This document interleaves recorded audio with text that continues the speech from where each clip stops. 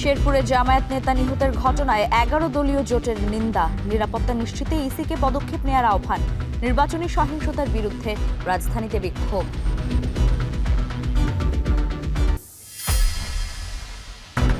আজ উত্তরবঙ্গ যাচ্ছেন তারেক রহমান। একটি দলের বিরুদ্ধে টাকা, ধর্মীয় প্রলোভনে ভোট চাওয়ার অভিযোগ বিএনপির। পরিবারতন্ত্রের বিজয় চায় না জামায়াত, নির্বাচনী প্রচারে ডাক্তার শফিকুর। প্রচারণায় মাইক ব্যবহার শিথিলতা সহ শিগগিরই পরিবর্তন আসছে নির্বাচনী আচরণবিধিতে। তদারকিতে ইসিকে আরও তৎপর হওয়ার তাগিদ। এবং নওগাঁর মাঠে মাঠে হলুদের সমারোহ। ভোজ্য তেলের বাজার ধরতে সরিষা চাষে ঝুঁকছেন কৃষক। আবহাওয়া অনুকূলে থাকায় উচ্চ ফলনের আশা।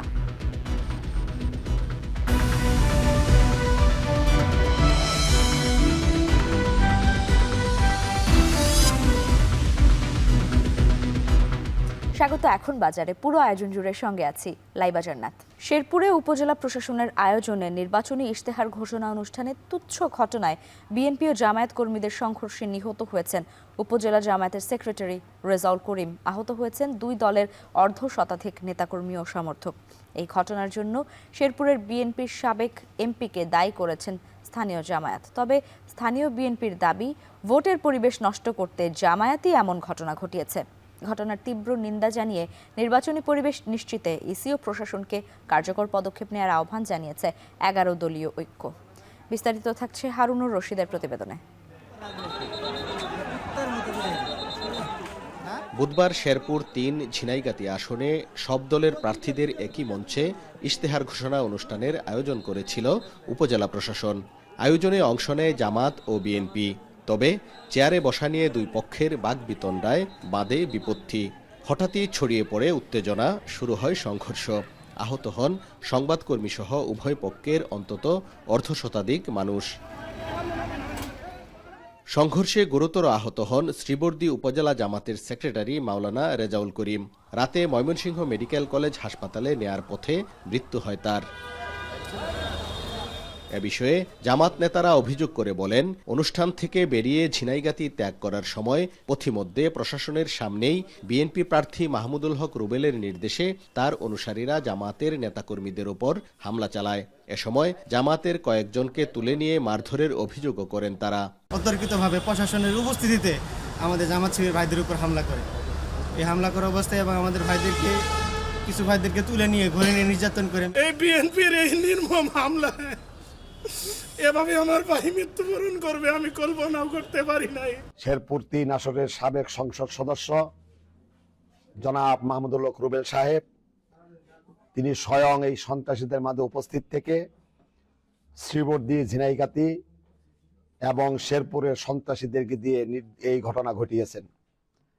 আমি এই ঘটনার তীব্র নিন্দা জানাই এবং আইন শৃঙ্খলা রক্ষাকারী বাহিনীর দৃষ্টি আকর্ষণ করছি এর প্রয়োজনীয় ব্যবস্থা গ্রহণ করার জন্য। অন্যদিকে এ ঘটনার জন্য জামাতকেই দায়ী করেন শেরপুর ৩ আসনের বিএনপি প্রার্থী মাহমুদুল হক রুবেল। বলেন, নির্বাচনকে পেছানোর ষড়যন্ত্রের অংশ হিসেবে জামাত পরিকল্পিতভাবে এই ঘটনা ঘটিয়েছে। তাদের সঙ্গে স্টিক ছিল, লাঠি ছিল এবং চেয়ার। এই চেয়ারগুলি দিয়ে, স্টিক দিয়ে, লাঠি দিয়ে তারা আমাদের লোকজনকে আহত করে। এই সহিংস ঘটনা পিছনে জামাত সুপরিকল্পিতভাবে নির্বাচনটাকে প্রতিহত করার জন্য, বিলম্বিত করার জন্য, নির্বাচনের পরিবেশ নষ্ট করার জন্য তারা এই উদ্যোগ গ্রহণ করছে।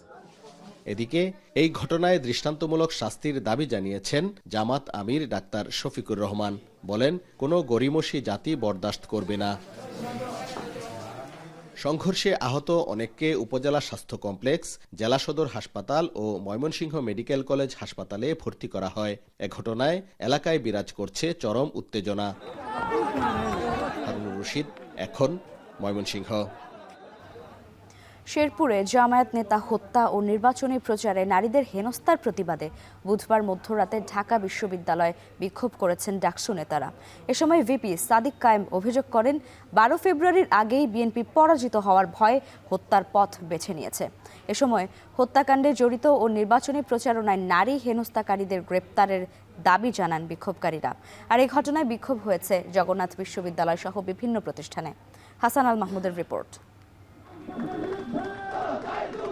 বুধবার মধ্যরাতে উত্তাল ঢাকা বিশ্ববিদ্যালয়। শেরপুরে জামাত নেতাকে কুপিয়ে হত্যার বিচার ও নির্বাচনী গণসংযোগে নারী কর্মীদের উপর হামলার প্রতিবাদে বিশ্ববিদ্যালয়ের ভিসি চত্বর থেকে মিছিল করেন ডাকসু নেতারা। এ সময় হত্যাকাণ্ডের বিচার, সহিংসতা বন্ধে বিভিন্ন স্লোগান দেন শিক্ষার্থীরা। হলপাড়ার বিভিন্ন রাস্তা ঘুরে রাজু ভাস্কর্যে শেষ হয় বিক্ষোভটি।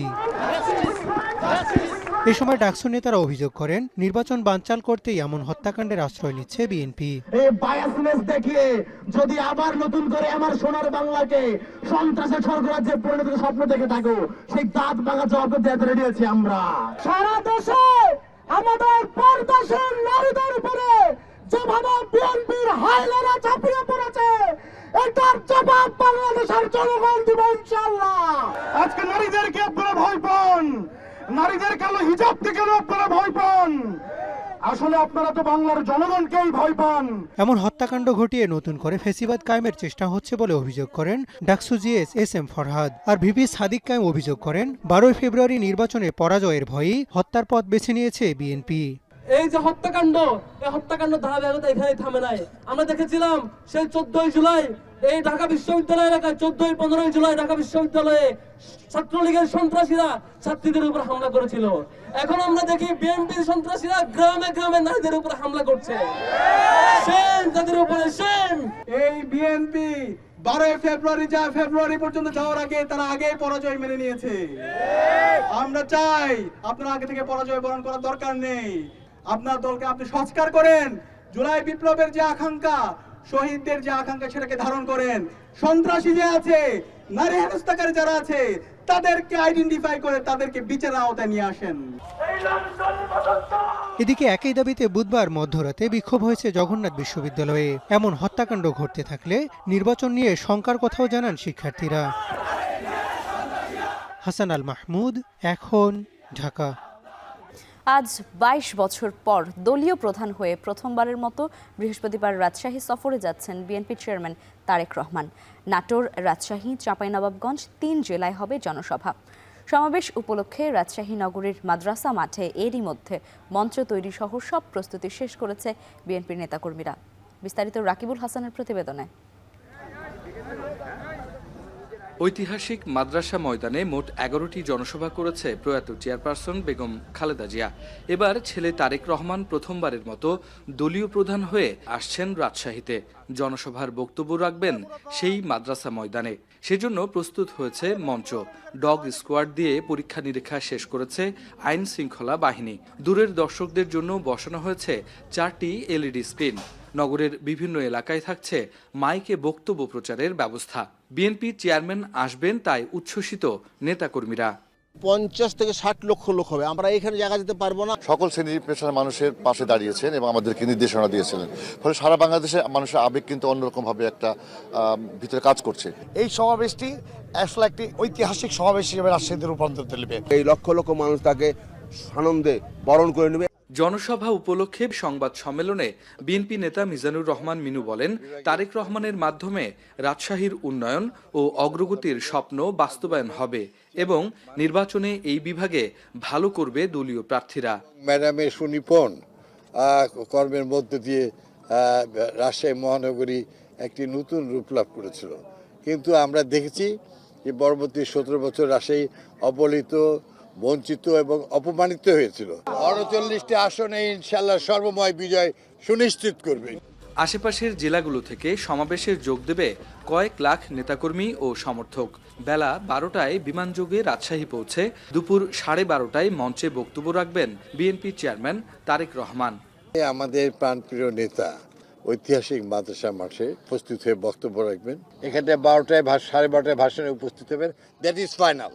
জনসভা মঞ্চে রাজশাহী, নাটোর, চাঁপাইনবাবগঞ্জের সকল প্রার্থীর হাতে ধানের শীষ প্রতীক তুলে দিবেন তারেক রহমান।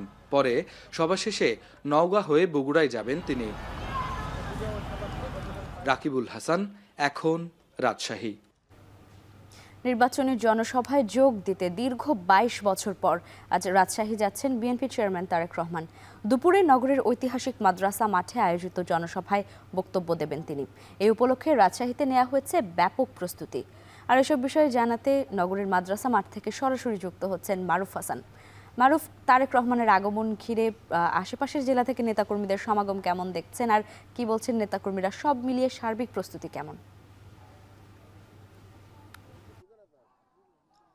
লাইবা, সকাল থেকে আমরা রাজশাহীর যে ঐতিহাসিক মাদ্রাসার মাঠ সেখানে অবস্থান করছি এবং সকাল থেকে বিভিন্ন জেলা থেকে কিন্তু নেতাকর্মীরা আসা শুরু করেছে এবং অনেক নেতাকর্মী গতকাল রাত থেকে কিন্তু এখানে অবস্থান করছে। এখন পর্যন্ত তারেক রহমানের আগমন উপলক্ষে যে সভামঞ্চ সেটি কিন্তু সম্পূর্ণরূপে প্রস্তুত রাখা হয়েছে। পাশাপাশি নিরাপত্তা বলয়ে পুরো নগরীকে কিন্তু ঘিরে রাখা হয়েছে। নগরীর প্রবেশ যে মুখগুলো আছে সেগুলোতে কিন্তু পুলিশের যে তল্লাশি এবং আইনশৃঙ্খলা বাহিনী যে তল্লাশি সেটি কিন্তু চলমান আছে এবং এখানে দীর্ঘ ২২ বছর পর কিন্তু তারেক রহমান এই রাজশাহীতে কিন্তু আজ আসবেন এবং তার জন্য কিন্তু নেতাকর্মীদের মধ্যে এক ধরনের উৎসব বিরাজ করছে এবং তারা বলছেন যে এতদিন পরে যে তাদের যে এখানে আগমন, তার যে আগমন সেটি আসলে তাদের জন্য বড় একটা পাওয়া। কারণ এর আগে ২০০৪ সালে তারেক রহমান এখানে এসেছিলেন একটি সমাবেশে এবং তারপরেই কিন্তু দীর্ঘ ২২ বছর পর তিনি এবার আসছেন একটি দলের, অর্থাৎ বাংলাদেশ জাতীয়তাবাদী দল বিএনপির দলীয় প্রধান হিসেবে, চেয়ারম্যান হিসেবে তিনি এই নির্বাচনী যে জনসভায় সেখানে কিন্তু আসছেন এবং তাকে বরণ করে নেওয়ার জন্য এখানে আমরা দেখতে পাচ্ছি যে রাজশাহী, তারপর চাঁপাইনবাবগঞ্জ এবং নাটোর থেকে নেতাকর্মীরা কিন্তু আসতে শুরু করেছেন এবং তারা দূর দূরান্ত থেকে আসার জন্য হয়তো একটু সময় লাগছে, কিন্তু স্থানীয় যেসব নেতাকর্মী তারা কিন্তু মাঠে উপস্থিত আছেন। পাশাপাশি তারা যে বিষয়টি বলছেন যে হয়তো আজকের যে জনসভা এখানে হবে, এখানে তিনি তারেক রহমান তাদের যে চাওয়া পাওয়া আকাঙ্ক্ষা সেগুলো পূরণ করবে এবং সেগুলোর অঙ্গীকার করে নির্বাচনের পর তিনি এই অঞ্চলের জন্য কাজ করবেন, এই মানুষদের জন্য কাজ করবেন, এমনটা কিন্তু তারা প্রত্যাশা করছেন। এবং সব মিলিয়ে তাদের যে আশা আকাঙ্ক্ষা সেটি আসলে পূরণ করার ক্ষেত্রে তারেক রহমান কার্যকরী ভূমিকা পালন করবেন এবং সেই কথাগুলো শোনার জন্য তারা এক মুহূর্ত তাকে দেখার জন্যই কিন্তু এই মাদ্রাসা যে মাঠ সেখানে কিন্তু তারা অবস্থান করছেন এবং তাকে এক পলক দেখার পাশাপাশি তার নেতৃত্বের যে কথাগুলো তিনি সবার উদ্দেশ্যে বলেন সেইগুলো শোনার জন্যই কিন্তু নেতাকর্মীরা বিভিন্ন জেলা থেকে এখানে আসা শুরু করে দিয়েছেন। লাইবা, রাজশাহী থেকে তারেক রহমানের আগমনের এই ছিল আমার কাছে এখন পর্যন্ত সবশেষ তথ্য। নির্বাচনী জনসভায় যোগ দিতে দীর্ঘ ২২ বছর পর আজ রাজশাহী যাচ্ছেন বিএনপি চেয়ারম্যান তারেক রহমান, আর তারই প্রস্তুতির খবর জানছিলাম মারুফ হাসানের কাছ থেকে। নির্বাচন সামনে রেখে বিএনপির বিরুদ্ধে পরিকল্পিত অপপ্রচার চালানো হচ্ছে বলে অভিযোগ করেছে দলটি। গুলশানে কেন্দ্রীয় নির্বাচন পরিচালনা কমিটির বৈঠক শেষে মুখপাত্র মাহদি আমিন বলেন, একটি রাজনৈতিক দল পতিত ফ্যাসিস্ট সরকারের ভাষা ব্যবহার করছে এবং নির্বাচনী মাঠে টাকার প্রলোভন ও ধর্মীয় অনুভূতির অপব্যবহার করছে। এদিকে বুধবার বিকেলে গুলশানে তারেক রহমানের পক্ষে প্রচারণা চালান বিএনপি ও সহযোগী সংগঠনের নেতাকর্মীরা।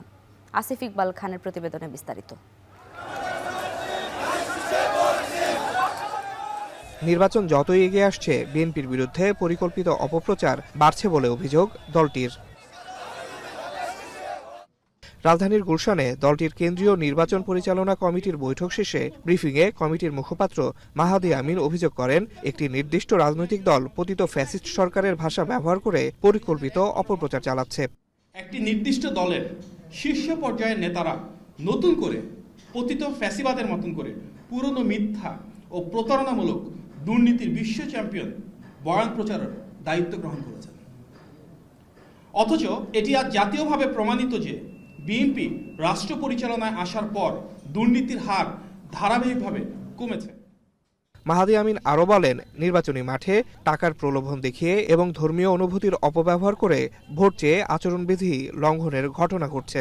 সংসদ নির্বাচনে রাজনৈতিক দল ও প্রার্থীর আচরণ বিধিমালা 2025-এর বিধি 4 অনুযায়ী কোনো রাজনৈতিক দল, প্রার্থী কিংবা তার পক্ষে অন্য কেউ নির্বাচনী এলাকায় বসবাসকারী ব্যক্তি, গোষ্ঠী বা প্রতিষ্ঠানে কোনো প্রকার চাঁদা, অনুদান বা উপহার প্রদান করতে বা প্রদানের প্রতিশ্রুতি দিতে পারবেন না। এদিকে রাজধানীর গুলশানে তারেক রহমানের পক্ষে প্রচার করেন বিএনপি ও এর সহযোগী সংগঠনের নেতাকর্মীরা। গুলশান 2 থেকে শুরু হওয়া এই প্রচার কার্যক্রম ফিরোজার সামনে থেকে ঘুরে গুলশান 1-এ গিয়ে শেষ হয়। আসিফ ইকবাল খান, এখন, ঢাকা। জামায়াতের মহিলা সমাবেশে দলটির আমির ডাক্তার শফিকুর রহমান বলেন, 18 কোটি মানুষের দেশে ব্যক্তি, গোষ্ঠী বা পরিবারতন্ত্রের বিজয় চায় না জামায়াত। ক্ষমতায় গেলে নারীদের নিরাপদ কর্মপরিবেশ নিশ্চিতের প্রতিশ্রুতি দেন তিনি। এর আগে নিজ নির্বাচনী আসন ঢাকা 15-তে গণসংযোগ করেন ডাক্তার শফিকুর রহমান। ফরহাদ বিন নূরের প্রতিবেদনে বিস্তারিত। বুধবার দুপুরের পর থেকেই মণিপুর বালিকা উচ্চ বিদ্যালয় মাঠে একে একে জড়ো হতে থাকেন নারীরা। বিকেল 3:30টার মধ্যেই ভরে যায় স্কুল মাঠ। ঢাকা 15 আসনের প্রার্থী জামায়াত আমির ডাক্তার শফিকুর রহমানের পক্ষে অনুষ্ঠিত হয় মহিলা সমাবেশ। জামায়াতের ইতিহাসে এটিই প্রথম প্রকাশ্য নারী সমাবেশ। সমাবেশে আমিরের পক্ষে ভোট চান তার সহধর্মিণী ও সাবেক সংসদ সদস্য ডাক্তার আমিনা বেগম। মহিলা জামায়াতের নেত্রীরা অভিযোগ করেন, সারা দেশে দাঁড়িপাল্লার পক্ষে ভোট চাইতে গিয়ে হেনস্থার শিকার হচ্ছেন নারীরা। আপামর জনতা সবাই মিলে আমরা আমাদের কাঙ্ক্ষিত শান্তি সুখের, ন্যায় ইনসাফের সেই সমাজ এবং দেশ আমরা গঠন করব। এই লক্ষ্যে আমরা সবাই আমাদের বিবেকের রায় প্রদান করব। সমাবেশে প্রধান অতিথির বক্তব্যে জামায়াত আমির ডাক্তার শফিকুর রহমান বলেন, জামায়াত ক্ষমতায় এলে নারীদের জন্য আলাদা বাস সার্ভিস চালু করা হবে। এ সময় নির্বাচনী প্রচারে মা বোনদের অনেক জায়গায় বাধা দেয়া এবং হামলার অভিযোগ করেন তিনি। পুরুষদের মতো নারীরাও কর্মক্ষেত্রে সমান অবদান রাখবেন। সম্মান এবং নিরাপত্তার সাথে আমরা তার যে কোনো মূল্যে নিশ্চিত করব ইনশাআল্লাহ। চলাচলের জন্য বড় শহরগুলোতে আলাদা বাস সার্ভিস থাকবে, পিক আওয়ারে তাদের জন্য আলাদা গাড়ি থাকবে। কর্মক্ষেত্রে মায়েদের জন্য সেখানে বেবি কর্নার থাকবে, ব্রেস্ট ফিডিং কর্নার থাকবে, ডে কেয়ার থাকবে। যে সমস্ত মায়েরা সন্তান পুষেন তাদের জন্য আমরা 5 ঘন্টা কর্মঘণ্টা করতে চাই। কিছু লোক হই রই শুরু করে দিল। 5 ঘন্টা করলে তারা তো আর মানুষ তাদেরকে কর্মক্ষেত্রে নেবে না। আমাদের কথাগুলো না শুনেই চিৎকার শুরু করে দিল, লাফালাফি শুরু করে দিল। আমরা কি বলেছি তারা বোঝারও চেষ্টা করে নাই। এর আগে নিজ নির্বাচনী এলাকায় সকাল থেকেই প্রচারে ব্যস্ত সময় কাটান জামায়াতের আমির। উত্তর কাফরুল হাই স্কুল এলাকা থেকে শুরু করে উত্তর ও পূর্ব কাফরুলের বিভিন্ন সড়কে সাধারণ ভোটারদের সঙ্গে কুশল বিনিময় করেন তিনি। শুধু নাসিরউদ্দিন পাটোয়ারি কেন, এর আগে আদিবের উপরে হয়েছে, আমাদের লোকদের উপরে জায়গায় জায়গায় হয়েছে, এমনকি মা বোনদের পেটে লাথি দেওয়া হয়েছে। আমরা সবাইকে অনুরোধ করব, এটার নাম রাজনীতি নয়, এটা অপসংস্কৃতি, রাজনীতির নামে এখান থেকে বের হয়ে আসতে হবে। কর্তৃপক্ষ যারা আছে তাদের সাথে বিষয়গুলো নেভিগেট করা। আমরা কিছু প্রতিকার পেয়েছি, একেবারে পাই নাই তা বলবো না, তবে আরো অনেক প্রয়োজন আছে। নারীদের জন্য নিরাপদ কর্মপরিবেশ নিশ্চিত করার প্রতিশ্রুতি দেন জামায়াতের আমির। এরপর সন্ধ্যারাতেও মিরপুর 13 ও মিরপুর 10-এ জনসংযোগ ও পথসভায় অংশ নেন ডাক্তার শফিকুর রহমান। যুবকদের বেতার ভাতা দিয়ে অসম্মানিত করবে না জামায়াত, বরং যোগ্য করে গড়ে তুলে হাতে কাজ তুলে দেয়া হবে। আমরা নিজের কপাল বদলানোর চেষ্টা করব না, আমরা জাতির ভাগ্যের পরিবর্তনের জন্য দিন রাত আপনাদেরকে সাথে নিয়েই আমরা খেতে যাব, লড়ে যাব ইনশাআল্লাহ। আমরা থামবো না, আমাদেরকে কেউ থামাতে পারবে না ইনশাআল্লাহ। যুব সমাজ পরিবর্তন চাই। 12 তারিখ ভোট এবং 13 তারিখ দেশের মানুষ নতুন বাংলাদেশ দেখবে বলে আশা প্রকাশ করেন জামায়াতের আমির। ফরহাদ বিন নূর, এখন, ঢাকা। নির্বাচনী প্রচারণায় মাইক ব্যবহারে শিথিলতা সহ শিগগিরই আচরণবিধিতে বেশ কয়েকটি পরিবর্তন আনতে যাচ্ছে নির্বাচন কমিশন। বিষয়টি নিশ্চিত করে ইসি আব্দুল রহমানেল মাসুদ বলেন, আচরণবিধি ভঙ্গের অভিযোগ গুরুতর হলে কমিশন নিজ থেকেই তদন্তের ব্যবস্থা করবে। অন্যথায় সংশ্লিষ্ট রিটার্নিং কর্মকর্তার কার্যালয় বরাবর অভিযোগ জানাতে হবে। এদিকে বিশ্লেষকরা বলছেন, আচরণবিধি মনিটরিংয়ে ইসির তৎপরতা বাড়ানো জরুরি। বিস্তারিত মিয়া আমিরুলের প্রতিবেদনে। রাজনৈতিক দল ও প্রার্থীর আচরণবিধি অনুযায়ী নির্বাচনী প্রচারণায় রাত 8টার পর মাইকের ব্যবহারে নিষেধাজ্ঞা থাকলেও মধ্যরাত পর্যন্ত মাইক ব্যবহার করে চলছে নির্বাচনী সমাবেশ। যদিও এই নিয়ে পাল্টাপাল্টি অভিযোগ চলছে রাজনৈতিক মহলে। এদিকে নির্বাচনী প্রচারে ভোটার প্রতি 10 টাকা খরচ করার বিধান থাকলেও এবার সামাজিক যোগাযোগ মাধ্যমেই প্রচারণার সুযোগ নিয়ে বিপুল পরিমাণ অর্থ খরচ করছে দলগুলো। পরিসংখ্যান বলছে ইসির বিধি ভেঙেই আনুষ্ঠানিক প্রচার শুরুর আগেই দলগুলো ফেসবুকে 50 লাখ টাকার বেশি ব্যয় করে, যেটির বর্তমান হিসেব বেড়েছে কয়েক গুণে। এতে বিএনপি জামায়াত কেউ পিছিয়ে নেই। একই সাথে ধর্মীয় উপাসনালয়গুলোতেও আচরণবিধি অমান্য করে চলছে প্রচারণা। ইসির হিসাবে গত 8 থেকে 26 জানুয়ারি পর্যন্ত এসব ঘটনায় 128টি নির্বাচনী এলাকায় 144টি আচরণবিধি লঙ্ঘনে 94টি মামলা সহ 9 লাখের বেশি জরিমানা করা হয়েছে। মূল্যবোধ বিশ্লেষকরা বলছেন, আচরণবিধির এসব বিষয়ে মনিটরিংয়ে ইসির তৎপরতা বাড়াতে হবে। প্রয়োজনে বিধিমালায় সংশোধনেও জোর দেন তারা। একজন প্রার্থী এই যে শুরু থেকে শেষ পর্যন্ত কিভাবে টাকা পয়সা খরচ করছে এটা মনিটরিং নাই। যদিও প্রার্থীরা নির্বাচনের পরে 30 কার্য দিবসের মধ্যে তাদের একটা খরচ হিসাব জমা দেয়, ওখানে খাতওয়ারি একটা বর্ণনা থাকে, কিন্তু ওটা কতটুকু সত্য এটা দেখার মতো কোনো মেকানিজম এখন পর্যন্ত আমাদের দেশে নাই। নির্বাচন কমিশন এমন পদ্ধতি নির্ধারণ করেনি যেটার মাধ্যমে নির্বাচনী ব্যয় লাগাম টানা যেত এবং পরবর্তী নির্বাচনী ব্যয়কেও যদি নির্বাচনী ব্যয় অস্বাভাবিকভাবে নির্বাচনী ব্যয়ের ব্যাপারে যদি গোপনীয়তা তারা অনুসরণ করে তাহলে তাদের বিরুদ্ধে ব্যবস্থা নেওয়া যেত। তো এটা বহুলাংশে নির্বাচন কমিশন দায়ী আমি মনে করি। এই নিয়ে জানতে চাইলে নির্বাচন কমিশনার আব্দুর রহমান আল মাসুদ বলেন, আচরণবিধি ভঙ্গের অভিযোগকে গুরুতর মনে করলে কমিশন নিজ থেকেই তদন্তের ব্যবস্থা করবে। অন্যথায় সংক্ষুব্ধরা সংশ্লিষ্ট রিটার্নিং কর্মকর্তা বরাবর অভিযোগ জানাতে পারে। যে সমস্ত ঘটনা ঘটছে বা ঘটনার আরো যদি ঘটে তার জন্য বিচার বিভাগীয় যে কমিটি আছে সেখানে দয়া করে যারা ক্ষতিগ্রস্ত মনে করেন তারা গিয়ে সেখানে অভিযোগ করবেন। এনও অফিসেও জানাতে পারে, উপজেলা নির্বাচন অফিসারও দিতে পারে, রিটার্নিং অফিসার কাছেও জানাতে পারে। প্রচারণায় মাইকের সংখ্যা 3টি থেকে শিথিলতা আনা সহ আচরণবিধিতে শীঘ্রই কয়েকটি পরিবর্তন আসতে যাচ্ছে। আচরণ কিছু পরিবর্তনের জন্য আমাদের চিন্তা ভাবনা আছে এবং সেটা চলে গেছে। বাইকের যে সংখ্যা ছিল সেই সংখ্যাটাও তুলে ফেলছি, তবে 8টা থেকে রাত 8টার পরে যাতে না হয় সেটা বড় কথা। কোন প্রার্থী তথ্য গোপন করে সংসদ সদস্য নির্বাচিত হলেও তার সদস্যপদ বাতিল হবে। এর আগেও যে কোনো সময়ে অভিযোগ প্রমাণিত হলে ব্যবস্থা নেবে নির্বাচন কমিশন। মিয়া আমিরুল, এখন ঢাকা। নওগাঁর মাঠে মাঠে এখন হলুদের সমারোহ। ঊর্ধ্বমুখী ভোজ্য তেলের বাজার ধরতে জেলার কৃষকরা চাষ করছেন সরিষা। আবহাওয়া অনুকূলে থাকায় এবার ব্যাপক ফলনের আশা তাদের, দাম ভালো পাওয়ারও আশা কৃষকদের। আব্বাস আলীর পাঠানো প্রতিবেদন। নওগাঁর মাঠে মাঠে হলুদ ফুলের সমারোহ।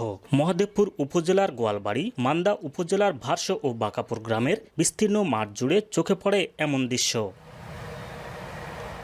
চলতি মৌসুমে প্রায় ৩,২৮০ হেক্টর জমিতে আবাদ কম হয়েছে সরিষার। উন্নত জাত বাড়ি 17 ও 20 এবং বিনা 4 ও 5 সরিষার চাষ করায় ফলনের লক্ষ্যমাত্রা ছাড়িয়ে যাওয়ার আশা কৃষি বিভাগের। উৎপাদিত ফসল ঘরে তুলতে পারলে লাভের স্বপ্ন কৃষকের। এবছর আল্লাহ দিলে আমি 3-3.5 বিঘা বাড়ি সরষা লাগাইছি। মোটামুটি কিছু নিজস্ব জমি বিঘা 2 বন্ধ আছে আর বাদ বাকি সব কন্ট্রাক্টের মাটি। কৃষকরা জানান, সরিষা আবাদে খরচ ও পরিশ্রম কম, বাজারে ভোজ্য তেলের দাম বেশি হওয়ায় সরিষার ভালো দাম পাওয়ার আশা তাদের। এছাড়া একই জমিতে বড় আবাদ করায় খরচও কম, এতে লাভবান হয় কৃষক। 2টা ফসল হয়, একটা হচ্ছে আমন ধান মাঝখানে পড়ে থাকে, ওই সময়টা হলে সরিষা করা হয়। সারা বছর এটা আমরা খাই এবং স্বাস্থ্যের জন্য ভালো এবং গবাদি পশুর জন্য এটা খোলটা উপকারী। আশাবাদী আমরা ভালো ফলন পাবো এবং ভালো টাকা পাবো। জেলায় এবছর প্রায় 54,000 কৃষককে উন্নত জাতের বীজ ও সার প্রণোদনা দেয়া হয়েছে বলে জানায় কৃষি বিভাগ। অর্থনৈতিকভাবে স্বাবলম্বী হচ্ছে, সাথে সাথে জমি স্বাস্থ্য ভালো হচ্ছে। আর কৃষককে উদ্বুদ্ধ করার জন্য আমরা এবছর প্রায় 54,000 কৃষককে প্রণোদনা দিয়েছি, বীজ দিয়েছি, সার দিয়েছি।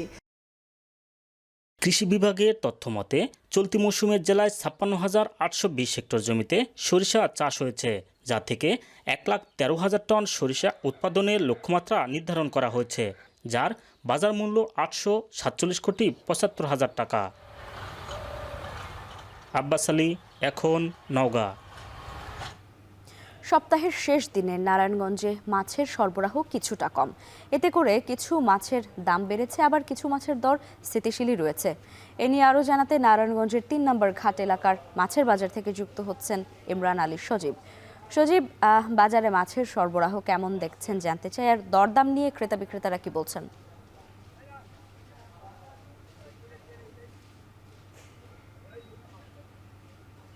লাইবা, আমি মাছের দরদামে যাওয়ার আগে আপনাকে একটি বিষয় একটু জানাতে চাই যে এই বাজারটিতে আমি এখন রয়েছি তার পাশেই কিন্তু রয়েছে এক পাশে শীতলক্ষা নদী এবং আমার ঠিক হাতের বাঁ পাশে রয়েছে নারায়ণগঞ্জ রেল স্টেশন এবং বাজারটি ঠিক পেছনে কিন্তু আছে নারায়ণগঞ্জ কেন্দ্রীয় বাস টার্মিনাল।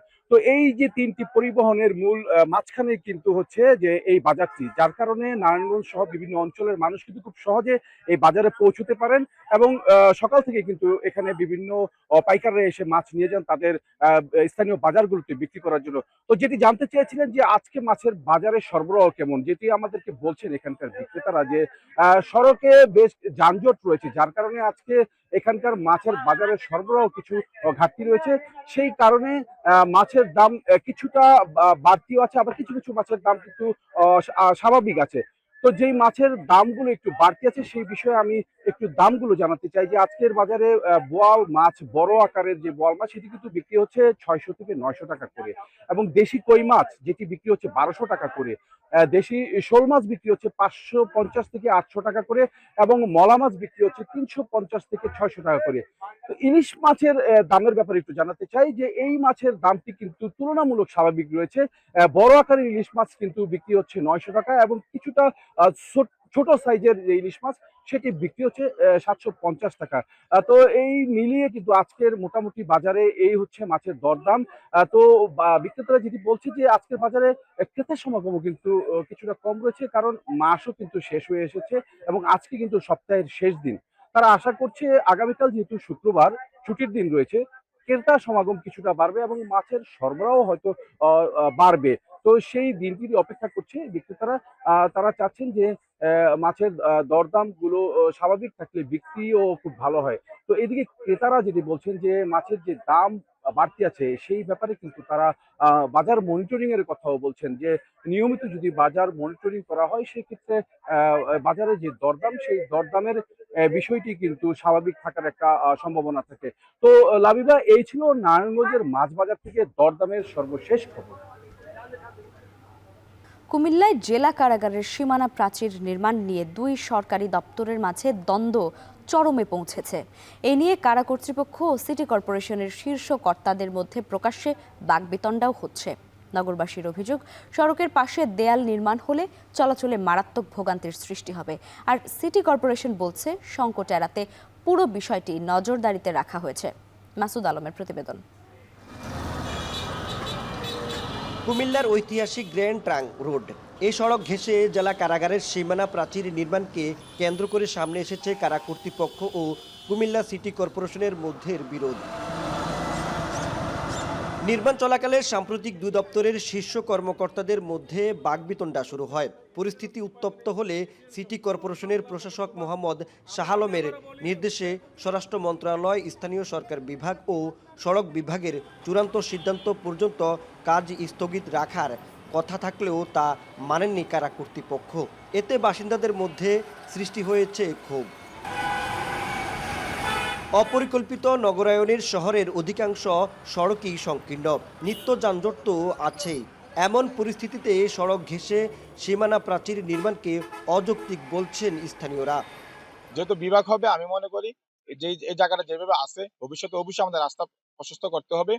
হ্যাঁ, যদি না করে তাহলে আমরা যানজটের ভোগান্তি আমাদেরকে কুমিল্লাবাসী পেতেই হবে। কোন অবস্থায় যদি জেলখানা কর্তৃপক্ষ যদি তাদের রাস্তাটা প্রসারিত দেওয়াল প্রসারিত করে আমাদের রাস্তাটা সংকুচিত করে ফেলে, তাতে আমাদের জনদুর্ভোগ আরো বৃদ্ধি পাবে। তাদের শুধু এই সাইড দিয়ে করে না, তারাও যে আবার জেলখানার পিসি দিয়েও ওদিক দিয়েও আবার নিয়ে রাস্তার সাথে ওয়াল করে ফেলতেছে, সীমানা প্রাচীর করতেছে, কিন্তু আসলে এটা কিন্তু উচিত না।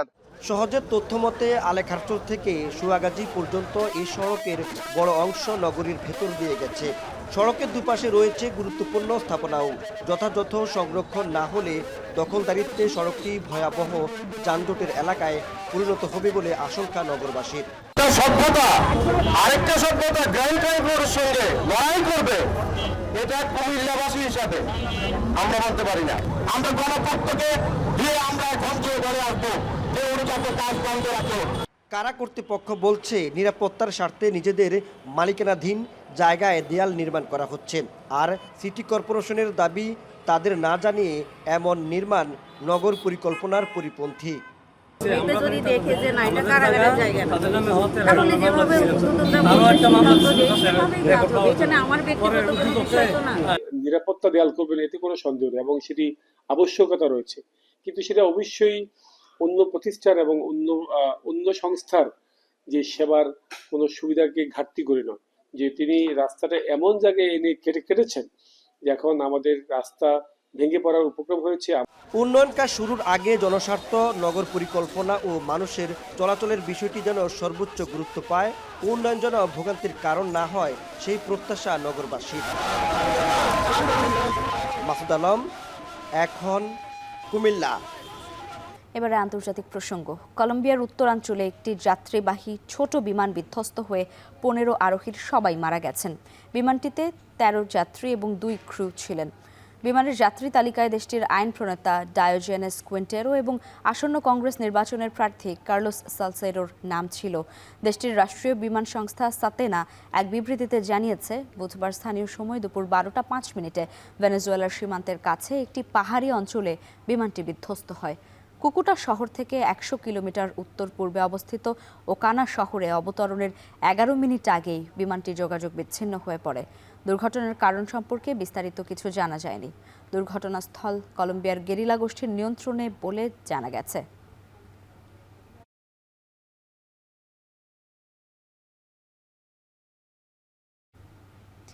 পারমাণবিক ইস্যুতে সময় ফুরিয়ে আসছে বলে ইরানকে সতর্ক করে হুঁশিয়ারি জানিয়েছেন মার্কিন প্রেসিডেন্ট।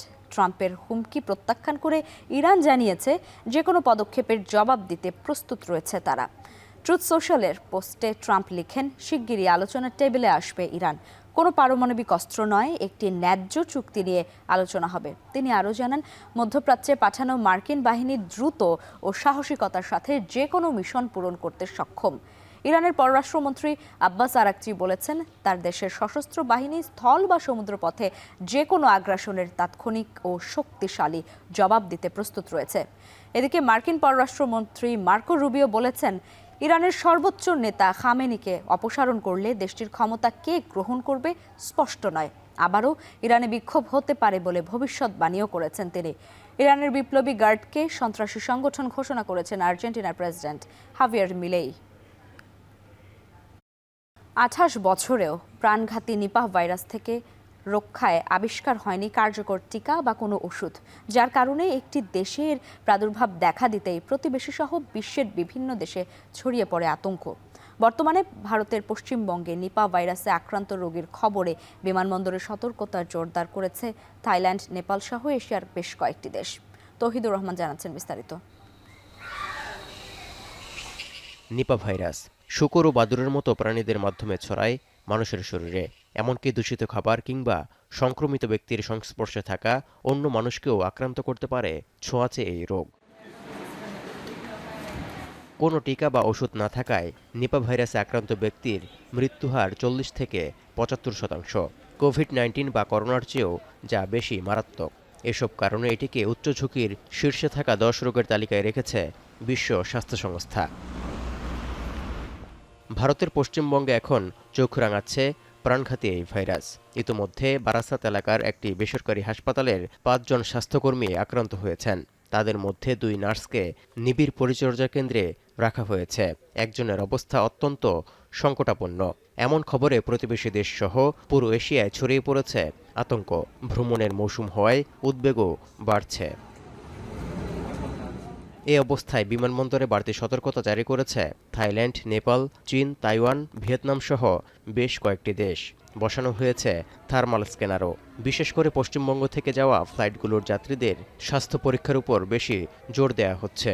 และยังไม่ได้มีหลักฐานการแพร่เชื้อมาสู่สุกรนะคะหรือว่ามาสู่คนแต่อย่างใดนะคะแต่เราก็ยังคงการเฝ้าระวังอยู่นะคะโดยต้องเรียนให้ทราบว่านิพาห์ไวรัสเอง ভাইরাসটিতে আক্রান্ত হলে উপসর্গ দেখা দেওয়ার সময়কাল 4 থেকে 14 দিন। আবার কখনো কখনো কোনো লক্ষণই দেখা যায় না। প্রাথমিক উপসর্গগুলোর মধ্যে রয়েছে জ্বর, মাথা ব্যথা, পেশি ব্যথা, বমি ভাব এবং গলা ব্যথা। কিছু মানুষের ক্ষেত্রে তন্দ্রাচ্ছন্নতা, চেতনার পরিবর্তন এবং নিউমোনিয়াও দেখা দেয়। Probably kills most is called encephalitis, which is an infection and a swelling of the brain. And when you get a encephalitis, you start feeling very unwell. You have a high fever. You have very severe headaches, and you can have photophobia, where the light hurts your eyes. 1998 সালে মালয়েশিয়ার শূকর খামারিদের মধ্যে প্রথম শনাক্ত হয়েছিল Nipah virus. পরে এটি ছড়িয়ে পড়ে প্রতিবেশী দেশ সিঙ্গাপুরে। যে গ্রামে ভাইরাসটি প্রথম আবিষ্কৃত হয়েছিল তার নামানুসারেই এর নামকরণ করা হয়। তখন ভাইরাসটি নিয়ন্ত্রণে আনার চেষ্টায় 100-র বেশি মানুষ এবং 10 লাখ শূকর মেরে ফেলা হয়েছিল। এর ফলে খামারি এবং গবাদি পশু ব্যবসার সাথে জড়িতদের ব্যাপক অর্থনৈতিক ক্ষতিও হয়। তৌহিদুর রহমান, এখন বিশ্ব। নীতিমালা বলছে বিপিএল শেষের আগেই খেলোয়াড়দের বেতনের অন্তত 75% পরিশোধ করতে হবে ফ্র্যাঞ্চাইজিগুলোকে। তবে বাস্তবতা বলছে ভিন্ন কথা। টুর্নামেন্ট শেষের পর প্রায় সপ্তাহ পেরিয়ে গেলেও এখনও পর্যন্ত পুরো পারিশ্রমিক পেয়েছে কেবল এক দলের ক্রিকেটাররা। বিস্তারিত জুবাইর আহমেদের প্রতিবেদনে। আরও একবার বিপিএল শেষ হলো পারিশ্রমিক বিতর্ক আর আলোচনা নিয়ে। টুর্নামেন্ট শেষের আগেই 75% পারিশ্রমিক পরিশোধের নিয়ম থাকলেও প্রাপ্ত তথ্য বলছে বিপিএল এর দ্বাদশ আসরের 6 দলের মাঝে কেবল রাজশাহী ওয়ারিয়র্সই ক্রিকেটারদের পুরো বেতন দিয়েছে। টুর্নামেন্টের মাঝপথেই সিলেট টাইটান্স জানিয়েছিল খেলোয়াড়দের 75% পারিশ্রমিক পরিশোধ করেছে তারা। যদিও দলটির কোচিং স্টাফের একজন জানান বেশ কিছু ক্রিকেটার কেবল 25% পারিশ্রমিক পেয়েছেন।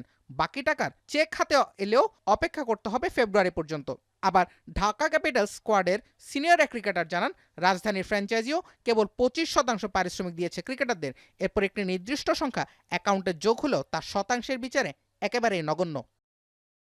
নোয়াখালী এক্সপ্রেসেও পরিস্থিতি অবশ্য ভিন্ন। কেউ পেয়েছেন পুরো পারিশ্রমিক, আবার কেউ চেক নিয়ে অপেক্ষা করছেন টাকা জমা হওয়ার।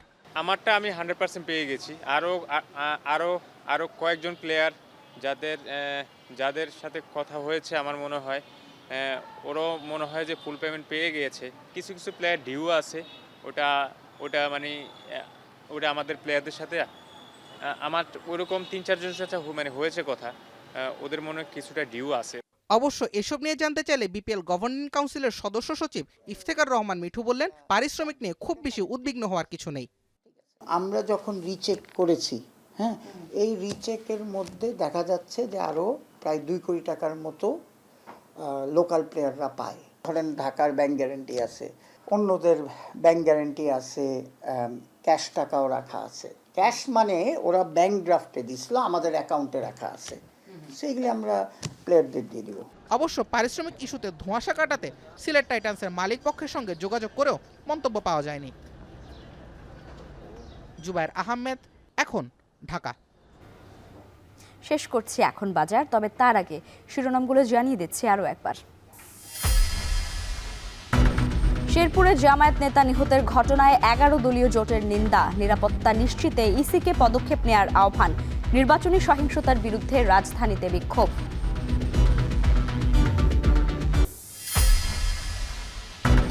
আজ উত্তরবঙ্গ যাচ্ছেন তারেক রহমান।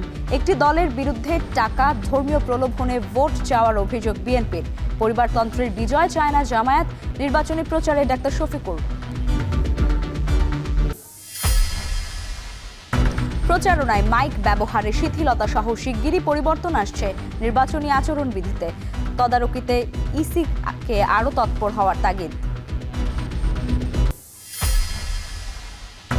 এবং নওগাঁর মাঠে মাঠে হলুদের সমারোহ, ভোজ্য তেলের বাজার ধরতে সরিষা চাষে ঝুঁকছেন কৃষক।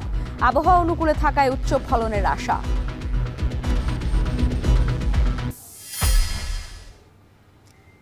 আর এই ছিল এখন বাজারে। এখন টেলিভিশন ওয়েবসাইটে দেখতে ভিজিট করুন এখন.tv। এছাড়া ফেসবুকে দেখতে ভিজিট করুন facebook.com/tv.এখন এবং ইউটিউবে সরাসরি দেখতে ভিজিট করুন youtube.com/c/echontv।